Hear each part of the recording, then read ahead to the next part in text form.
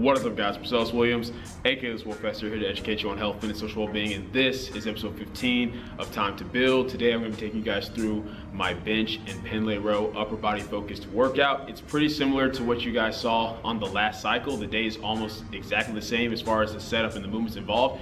The main difference is that instead of having an AMRAP at the end of my 3 sets of bench press, I have heavy plus sets before I do my 3 main sets of bench press. So for example, today I have 3 heavy plus sets. I have to work up to a heavy double, and then I have 2 heavy triples on bench press, and then I'll have my 3 sets of 5. Then I'll go into my Pendlay rows, my weighted pulls, my weighted dips, all the movements you guys are used to seeing. The full workout will be in the description down below as usual. But before I get into that, guys, due to this being requested a few times actually, and I haven't been meaning to, but I've sort of been putting it off, but I want to talk about really quickly the topic of gym intimidation, and hopefully this helps you out. Those of you who are either dealing with gym intimidation, or those of you who are brand new to the gym and you're feeling intimidated, or maybe someone's actually legit like harassing you and making you feel intimidated. So hopefully like this helps you out. But basically there's 2 ways you have to look at it, guys. The first one is that if somebody's actually harassing you, like they're actually trying to cause you problems in the gym, they're actually giving you crap, messing with you, picking on you, however you want to put it, that's a really easy fix, guys. Just report it to like the gym managers. It's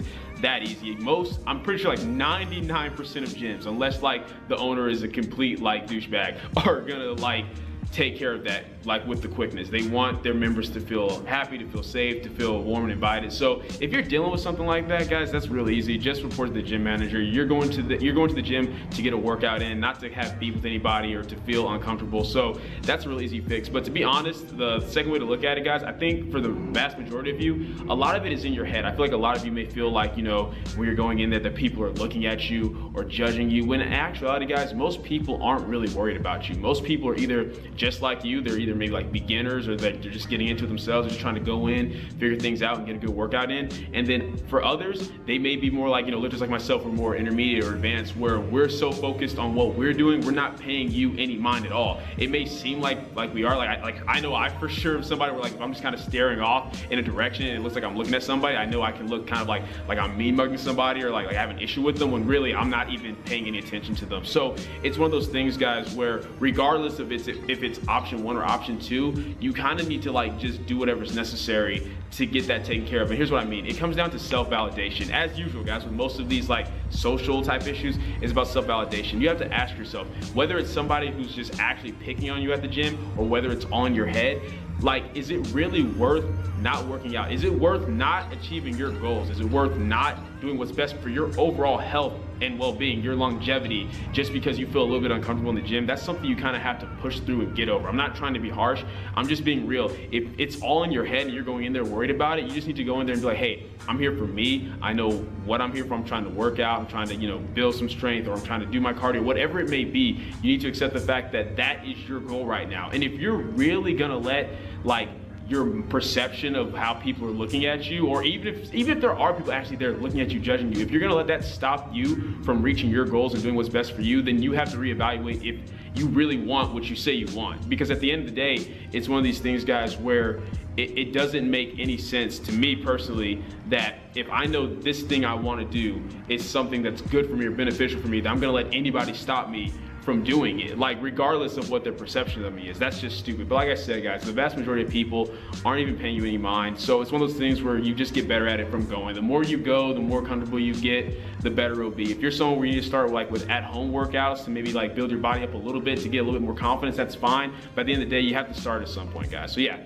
just wanted to touch on that really quickly because it's been requested a few times that I do it. And I was like, all right, you know what, let's just get this knocked out. I hope nobody took that the wrong way. I hope nobody's like extra hypersensitive and is like, TheSwolefessor doesn't care about my feelings. I do. That's why I'm addressing this. But anyway, enough of all that. Let's get into this workout.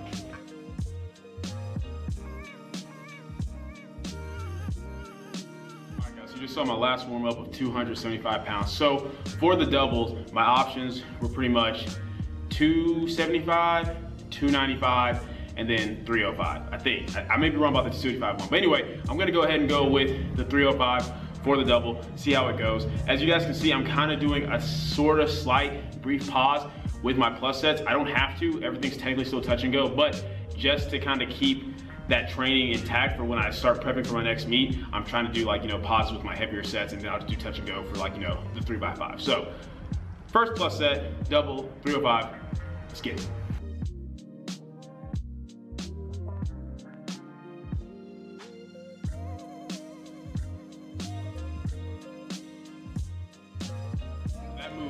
really well, especially since I paused it. Like, I'm really happy with that. Honestly, it lets me know that if I were to do a touch and go, it would have been even better. So once again, it just shows how efficient it is to do pause reps because of how it carries over to touch and go if you're someone who's focused on your touch and go bench press for whatever reason. But anyway, so I actually was wrong. So my options were 285 for the double if I was feeling tired, 295 if I was feeling okay, and 305 if I was feeling good. So as you guys can see, I'm feeling pretty good. Anyway, next I have 2 triples, and I can either go with 295 or 285 based on how I'm feeling. I think I'm gonna go ahead and go with 295, see how that feels, and then after that, if it doesn't move well, I'm just gonna go with the 285 after that, but we'll see.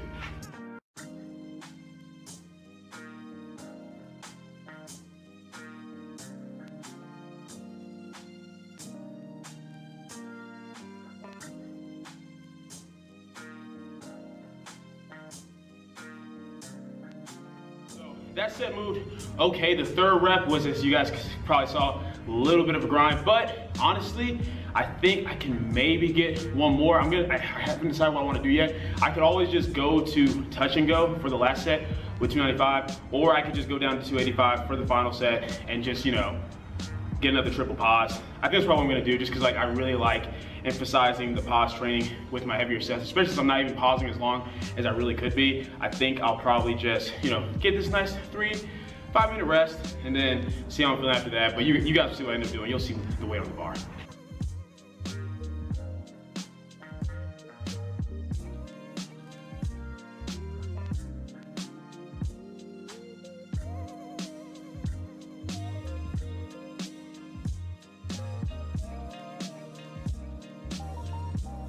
250. I stuck with the 295, and I'm glad I did. As I was resting, I was just kind of thinking about, like, you know, how the previous set went. I was like, you know what? I think if I just really emphasize bending the bar a little bit more to keep that tightness, especially down at the bottom, so I can drive through better, I think I'll get it, and I got it. Wasn't exactly easy, but that's okay. The plus sets aren't supposed to be easy. So that's for the plus sets. Now I've got 3x5 with 270 for my back down sets, or like usual working sets.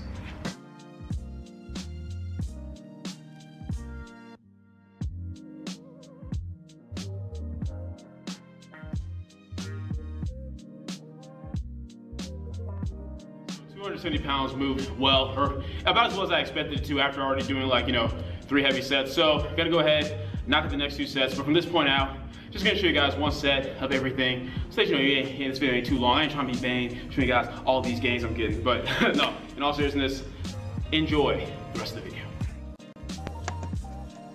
Alright guys, jumping in for a voiceover to once again go over a nice little bulking tip for you all, and today's is to beware of too little volume. Now I know this is going to seem a little bit different than what I usually talk to you guys about in relation to volume, because more often than not people have a problem with doing too much volume. They do way more volume than what they can actually recover from, and that's what oftentimes hinders their gains, causes them to hit plateaus, etc.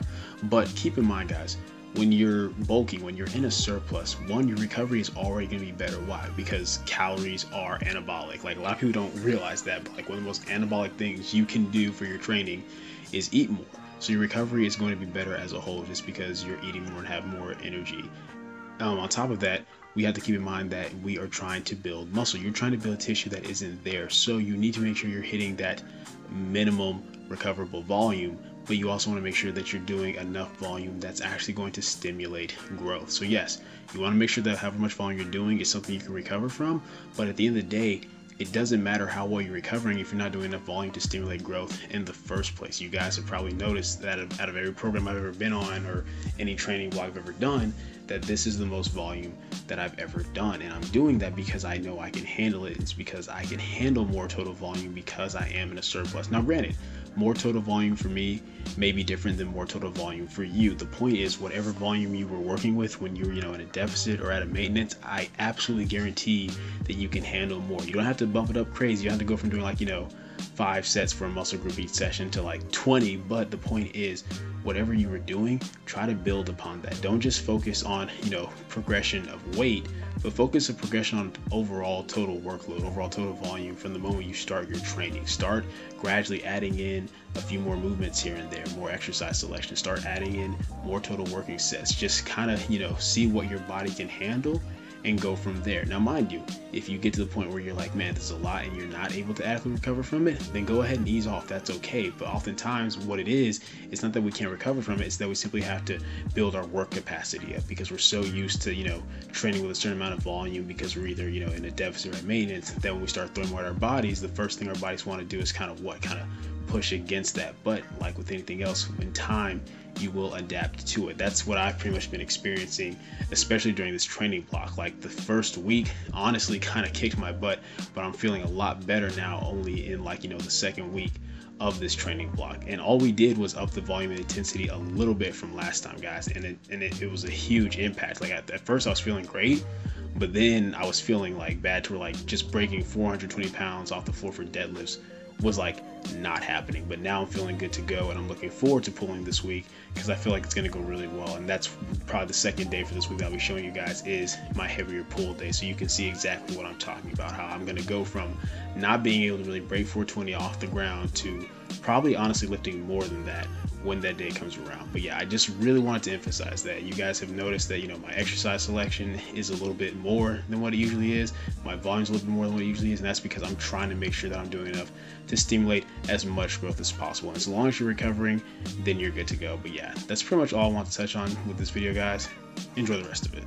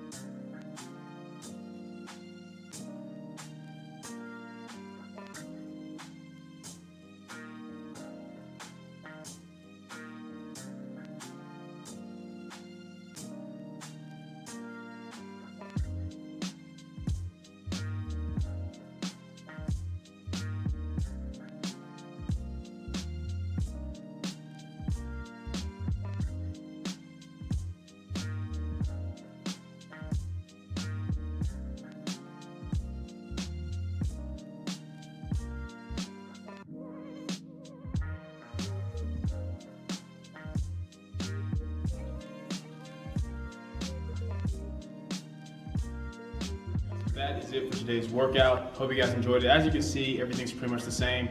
A couple of things have a couple of more sets than what they did on the last cycle. Like I said, the volume's up a little bit. But all in all, today pretty much looks the same way it did on cycle 1. Last thing I want to briefly touch on with you guys is letting you know that February 17th of 2018, I will be competing in my next powerlifting meet. I'll be competing at the Aggie Showdown in College Station. Pretty much all I'm doing is competing in this meet so that I can compete for nationals and then go from there. The only thing that's gonna be a little bit different is that I'm actually gonna be competing in the 83 kg weight class. Basically, since everything's going really well as far as like my lean mass phase, since everything's going really well in terms of the strength I'm building, and my coach Nsima thinks I'm only gonna build more strength as I keep getting stronger, which is kind of like, you know, obvious, right? But like he thinks the amount of strength that I'm going to build as I keep getting heavier is going to more than compensate for going up a weight class versus kind of having to chill out on gaining and go back down to like, you know, 163, which is the top of the 74 kg weight class. So that's pretty much what's going to be happening. My first time competing in the 83 kg weight class, so I'm not really sure what to expect. Locally, anytime I've compared my numbers to like, you know, the 83 kg weight class,